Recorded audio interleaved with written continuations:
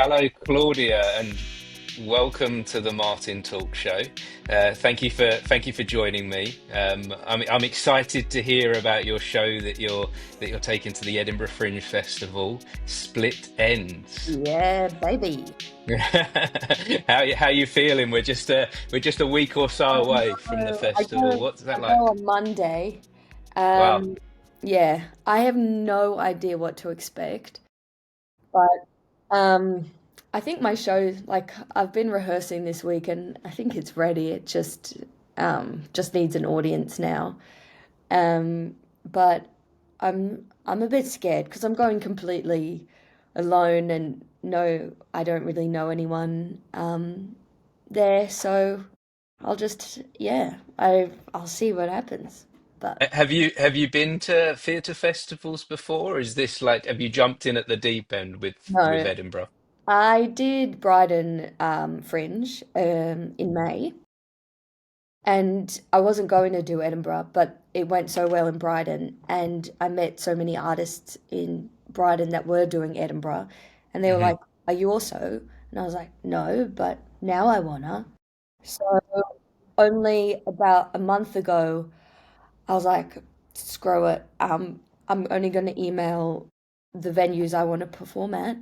Hmm. And luckily got a reply on the same day that I emailed from Pleasance saying, we've got a cancellation if you want to come perform with us. I love that. I don't know. Amazing. Oh my God, okay. So my first time at Edinburgh was last year, and I put off going. I didn't go for years because everyone used to say to me, "Oh, that you need so much preparation, and you need to book a year, 2 years in advance," and it all seemed like so much big effort that it was a near on impossibility. But you're proving right now that you Well, can we'll see. dive in at the first time with a in a month. Yeah, well, I asked advice to some artists going, and they were like, if I were you, I wouldn't do it. And I was like, oh, okay. But I really want to. So I did it Mm. anyway. But I don't know if I'm proof because we'll see how it goes. Um, Yeah, yeah, okay, yeah. We're not quite there yeah, yet, yeah. but you're proof that you can still go, that it is still Yeah, you can possible. go. That Anyone if you have, can go. yeah, that you have that. If you want to be part of it, you want to be in the arena. That's Mm. possible. Just as soon as the seed was planted in my head, I was like, okay, I have to go. I have to. Mm. Yeah. How was it last year for you? I had the time of my life. I can't wait to go back there this year. Did Um, you perform? no, no. So I was doing the podcast. Right, right, right. So I took the podcast there. I didn't know how it would go. I did a few of these kind of like preview conversations, so I made a few connections before heading there. Um, but yeah, quite similar to you. Just a month to go, a seed was planted in my mind that Yeah. I should be part of that world, and yeah, I just did it. I just went, got on a flight, booked a very cheap Airbnb, a bedroom in someone's house, and I went there for a week, and for me, it changed everything. It changed the game. It was a big moment for me, and I'm not expecting that this year. I'm not expecting big changes this year, but I'm excited to be in the space again. Yeah. And it's not to say that I haven't spent the last month like preparing my ass off for it. I I've like it's been super hectic. It's Mm. not just like, oh yeah, I'll do it and we'll just see how it happens. I've been putting in the work. I don't want you to think that I'm just like, No, of course, yeah, no, no, it does take work. Like, and what does that work look like for you? What is the preparation? And by the way, sorry if you can hear banging. There's no, building I work going can't. on next door, and it's I know. extremely loud. So I can't. apologies. No, oh, good, good. Well, this because I got some feedback from the show from Brighton, so I decided to change heaps of stuff, like content wise from the play, that involved a lot of tech and filming and stuff like that. So there was stuff in the play that I wanted to change and have done that now. And then there was um, other stuff, I was said people told me I need to get PR. Um, so I got a PR agent person. How do you say? Yes. Marketer. Yeah, sounds right. PR. Yeah. Yeah. Found. Yeah. Yeah, and then on the day, like every day, they'll be like, you need to answer these interview questions by the next couple. No, this didn't happen. I'm exaggerating. But they're like, you need to do this. And I was like, oh my God. And it was, yeah, so stuff like that. And then did I do my own trailers and stuff, and learned how to do Photoshop, and which takes me hours to figure out. Um, Mhm. but so it was refilming trailers and stuff like that. Yeah. So yeah, there is so much work that goes on behind the scenes before you reach the point of doing the performance. Yeah, yeah. So much that I was scared that I was neglecting the actual um, Mm. play, but then I did all the changes I wanted to do and have rehearsed it. Are And there others working on this with you, or is this a full-on solo show?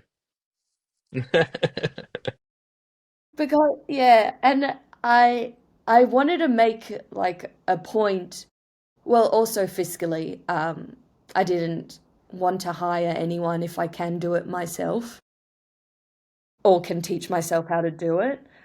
Um, so, and then I didn't want to pay for a music license. I don't. I think it's This quite. expen it's expensive. This Is can be it? expensive. Oh, music licenses can be very expensive. You know, I have a theatre company that I do shows with throughout the year, and that's one of my biggest outlays Really? is music licenses. And so and when I choose to, so I tend not to. Right. So I didn't even research how much it would be, but I was like, I can just make my own music for the show. So I made my own music and I didn't know how to do that before. Um, I didn't know how to use all this video software, but so yeah, I've and it's probably amateurish, but I'm really proud of what I've achieved, I think. Well, I think, yeah, I think that's the main thing. I don't think there's anything amateur in learning and discovering Yeah. what you're capable of doing. Yeah. Why have you jumped to it's amateurish then? Do you feel like there's more to discover for you with what you're doing? Wait, I think that was self-deprecating. I Hmm. sorry, I didn't mean I think amateurish in Photoshop. That Okay. is freaking and someone was like, you just use Canva. It is so much more and I have spent hours on Photoshop. That's my amateurish. And then I send the artworks to all these people and they're like, the resolution's low. And I was like, I don't know how. But the other stuff like the music and the sound design and the tech stuff, I actually don't think that's amateurish. I'm really proud of the stuff that I've That's amazing. um And yeah, and there is software out there now that are more user friendly, like Canva. yeah. You know, Photoshop is a more advanced going, you know, Yeah, I into know media. that. But Canva, I use Canva daily for Yeah, stuff. yeah. It's so amazing how far technology has moved on that it can be at this user friendly level. And I was filming one of my videos for the play and I was manually changing colors of lights on certain words and it took me ages to film this and then I realized I could have just changed the colors on the software and not trying to figure it out and time it with my lines. um, and so it's like stuff like that that you learn and yeah. I think that's the beautiful thing of theatre is it's a thing of discovery, constant learning, and once you've learnt this skill, there'll be something else for you to learn next. Photoshop, I'm going to tackle Photoshop. You're going to go into Photoshop next. Yeah. Good. um, So t tell me a little bit about the show, Claudia, Split Ends. Tell me what is Split Ends all about? Because I've read the description. It sounds like a ride. my friend described it as a skillful punch in the stomach. Mm. Mm. And I'll t I'll just say my mum, my it's autobiographical, and my parents came to see it in Brighton from Australia, and afterwards my mum said she felt like she got hit by a bus. Anyway, um, but it In a good way? If is that possible to be hit by a bus in a good way? yeah, and Yeah. she said it felt like daggers, but she's my mum. That it felt like Hmm. daggers in her chest, and she was rubbing her heart the whole night for the rest of the night. Like she was just so, because she didn't know. Anyway, maybe I shouldn't have said that. But she was No, my it mum, sounds so good. obviously she took it that way. But it's about that. Ever since I was a teenager, I cut my split ends, and like obsessively, and it's a compulsion. Like I have scissors. I was doing it right before this. You're ready to go with the split ends. They're no, it's an unachievable task to cut every split end on the head, and I think that's why Hmm. I anyway. And it's like actually been quite debilitating for me, uh, and I can't control it once I start cutting my hair. Hmm. Um, and I do it as a distress thing. And Hmm. then last year I was in a relationship with the hairiest man ever known to mankind, and he shed his hairs everywhere, and then he w- he would leave and come back and leave and come back, and for periods of when he would leave, I would still find his hairs, and I'd vacuum them. I'd vacuum my apartment like top to tail, and that became my obsessive compulsion, and they would still pop up. And I found one in my kettle, I swear. And I was like, this is an incredible metaphor for how about control and like how intrusive this man is in my life. And like actually taunted by his hairs. And then this compulsion evolved into vacuuming his hairs to try get a sense of power back into like um, that he took from me, but it actually again like the split ends thing started controlling me that I couldn't stop vacuuming, and that became quite debilitating. And I just thought hair is and this situation was such an incredible metaphor for um, the nature of the relationship that I was in, that I felt I had no control over. Um, so and it explores like the nature of control in abusive relationships, which is so much more nuanced than I think people how much control I was in. Yeah, that's So where did that start for you that you were going through this situation of being in this controlled relationship? You were trying to get the control back by tidying, by cleaning, by hoovering, and you've got your own compulsions that you're fighting against as well. So there's all this struggle in your life. At what point did you go, I need to turn this into a play? so. I did my master's last year at RADA, and one of the classes was to create a solo show for 10 minutes. And the teacher asked us to bring in random objects, and I brought in subconsciously all objects relating to hair removal, like tweezers, uh, scissors, and my Hoover.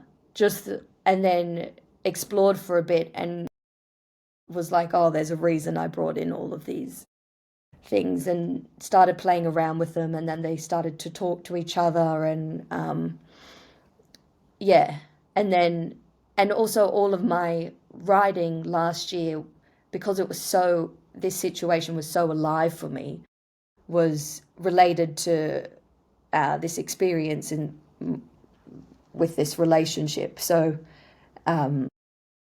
I had a lot of material uh, anyway, and then started exploring with hair objects, and yeah. And Does that so, yeah. yeah, yeah. So then how did it feel for you once you'd started to release this in the writing, did you find it in any way beneficial? I've only just met you, but you seem like you're in a good place at the moment. Thanks a You lot. sound excited about what you're doing, and you're doing some big things by going to the Edinburgh Fringe. Yeah. It has been so healing.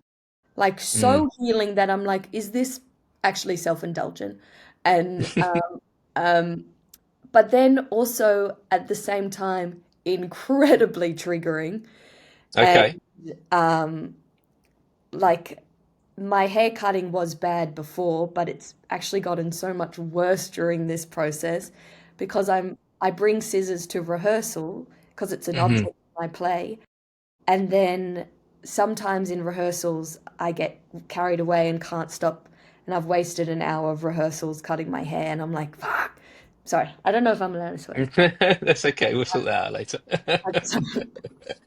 Um, but so sometimes it's like really, I think it's really funny as well that I'm trying to that it was so healing and triggering at the The same time.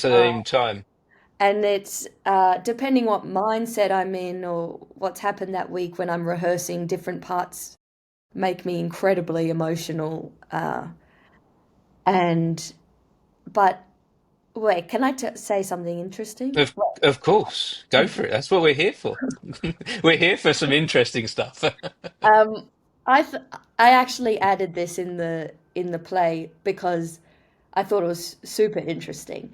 But while I was rehearsing for this, we hadn't spoken in forever, not forever, a while, and he was rehearsing in the same building as me, and for a musical. And while I was rehearsing, I could hear him singing for like from 3 floors above. And I was like, I cannot escape. Like even while I'm talking about him and I'm trying to heal, like his voice is still penetrating walls from 3 floors above. And there was a moment that he was rehearsing with a live band, and I Mhm. couldn't hear my own voice because they were so loud. And I was like, this is so funny. Um, It's almost sounds surreal, like yeah, like there's something going on that's making you aware that he is still intrusive into yeah, your life in some way. yeah, and there was I would like break character or break rehearsals and be like, God, this is so difficult. It is so hard to rehearse this when I can hear him singing. Like, um, yeah, but so I thought that was it's been such a crazy time, but also really cathartic and giving me a lot of insight into what was actually going on that I didn't understand or couldn't for a really long time.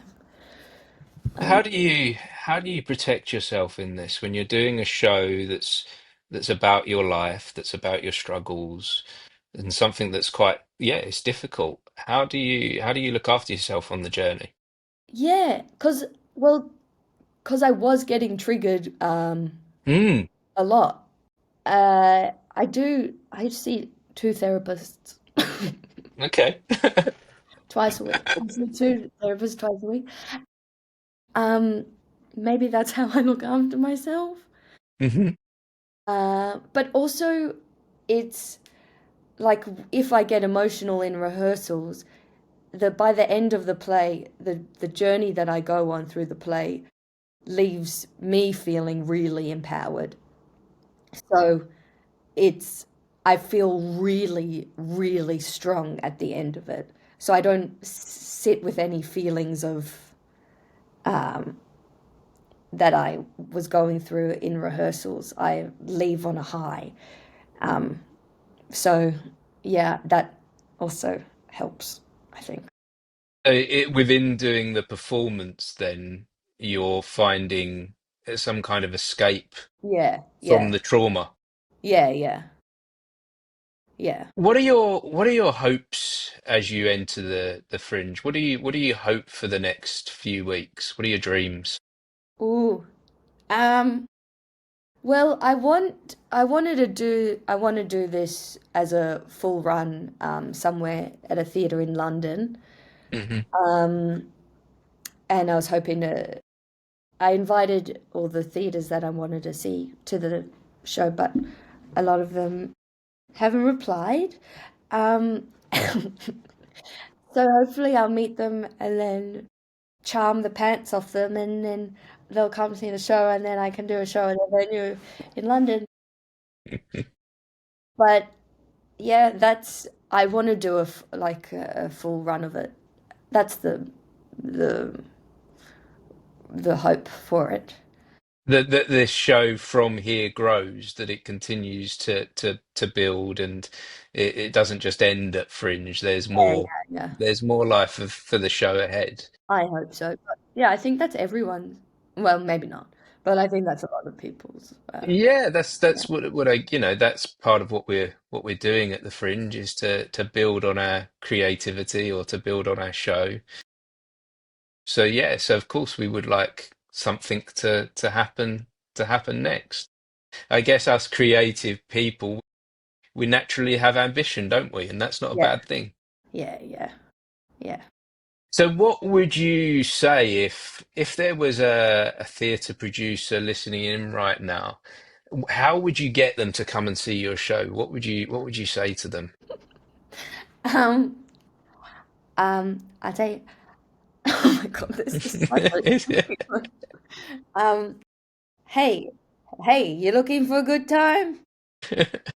Come, I don't, sorry. I'd say, No, that's good. I love the Claudia, I love the play in you. You've got so much play, and like just lean into it. It's great. I would say, oh my God, I, I, maybe I love you. I love you. Thank you. Thank you. Um, I just, uh, wait, do you want me to pitch my show to you now? Give If it, we if you want to, yeah, that sounds oh, just good. yeah, Yeah, sort of to you. I don't want to yeah, repeat myself. So once that's we okay. That's okay. one of little hand split ends, and then um, I would just sorry, I have this question really threw me. Of Maybe I course. need to think about it. What would you do? Well, I suppose that one of the things that I've seen at Edinburgh is there's a lot of people on the streets, and you've got 5,000 shows, and there's a lot of theatre producers and theatre companies coming to see shows, and it's just that way of what is it how are you going to be interacting with people to bring them in? Is there a plan? I feel so yucky pitching, but maybe that's just me. I need to get over. Obviously, I need to get over that. But it just feels so salesman-y and like so I'd rather just have a conversation if I could, and then Yes. I don't know. Do you know what I mean? No, But a I think hundred that's percent, a hundred just percent. The shows that I was drawn into, that I hadn't pre-planned to see, were the people that drew me in with a conversation. The people that said to me, "Hi, how's your day going?" And then from there, it's led on to the conversation about your show. Or rather than the people saying, "I've got the best show in town, come this way," like, "Give me your money, I want your money." yeah, yeah, Like, yeah, that kind of pitching for me doesn't yeah, work. That yeah. kind of, It's like and when I and I was, don't I wouldn't feel comfortable myself doing that. I don't know, when I was flyering at Brighton, it was I felt disgusting because I'd Hmm. go up to them and be like, "Hey, hey, I'm so sorry to interrupt your day. If you want to have the look at this thing, look at it. If you want to throw it in the bin, throw it. If you want to slap me in the face, slap me in the face. But I'm putting a show on, and if you want to come, come. But if you don't want to come, don't." And then I was like, I'm so sorry," and then ran away. Um, but um, but then my parents tried to flyer for me and they weren't. I don't know. They were just like try it like this, and people wouldn't even look at them. Hmm. But my approach they took the flyer. Good.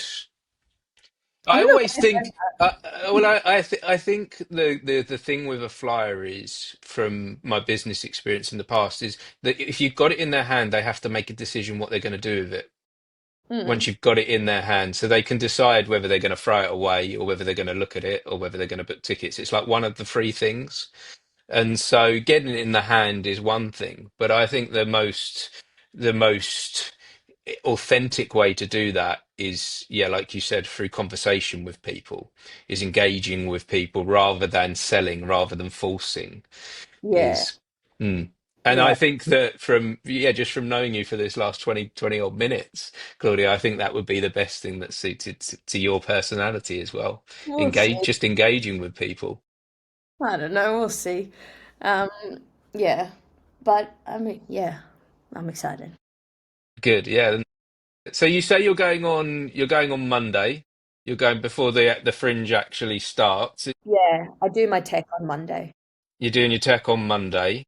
What does that look like for a tech for a solo performer then? Are you actor, director, producer? Is it wearing the multiple hats? I know nothing about lighting. Hmm. So when I text for at Brighton, I was like, "Can we get fun lights now?" And she was like, "Yeah." And I was like, "How about just green?" And she was like, "That's really bold. Just green lights." She's like, "Not a lot of people do that." I was like, "Okay, maybe we don't do that." But I've learned and put more descriptive terms in the lights that I want. But it's the cues are I've done my cue lab, like it's pretty straightforward. Um, yeah. Great. I also don't know what it looks like because I'm there on the stage. Yeah, So that must be hard. That must be hard to kind of look at it subjectively as well, yeah, to take that step back, to take that step back. yeah. And so, is there stuff that you learnt from Brighton that's going to be different this time with all of that? For tech, Hmm. I did use my iPhone camera to try look at it, but I think, or like the tech woman offered to stand in and I could look outside. Hmm. Um, but yeah, I don't know. I I guess. guess it is a case of, yeah, working it out as you go along. But they're two great techniques to do. Is one is, yeah, filming, so Hmm. you can review back, and yeah, And also, getting, I trust the tech people to be like, oh, this light, we should do this instead, you know? yeah, taking the advice from those that are experienced. So, Claudia, as we move into the Fringe, where do we find your show? Where are you going to be on? I'm at Pleasance Courtyard below, 12:30 daily, PM Mhm. daily. And then I'm doing Camden Fringe afterwards. Uh, Okay, so coming down to London as well. yeah, back to Great. back. Yeah. And when I got the Pleasance slot, she said, "Do you want a day off?" I said, "No." She was like, "You sure?" I was like, Hmm. "Yeah." And so I'll be performing from the 30th of July through to the 20th of August. But the last 3 days are in Camden. So 30th to the 17th in Edinburgh. In Edinburgh, and then down in Camden as well. Yeah. Amazing. I've never been to the Camden Fringe. I've not Yeah. been there. I feel like this year I might have to visit. I wasn't aware of the dates. Is it more towards the end of August? It starts next week. It overlaps, I think, completely. Um, yeah. I've never seen the venue that, or maybe I shouldn't say that, but I've never seen the Listen, venue that I'm performing at. well, I think that's part of the excitement of Yeah. this, doing these festivals, is Yeah. that we're not always sure of what the space is Yeah, and is going to be. and it's exciting, I think. Yeah, Yeah. great. Well, I am excited to see your show, Claudia. Yeah, Split ends. I'll make sure to catch up with you at the Fringe, yeah. Yeah. and yeah, it'd be good to have another one of these conversations after the show, Yeah. and see how it's going I'll for see you if halfway through. anything paid off that I talked about. Yes, I'm sure it will. I have high hopes, and I'll be sure to add links to your show in the comments to this Thanks so much. episode. And if anyone has been watching or listening to this conversation, thank you so much for joining us. Thank Thank you. you. Bye bye. Bye bye.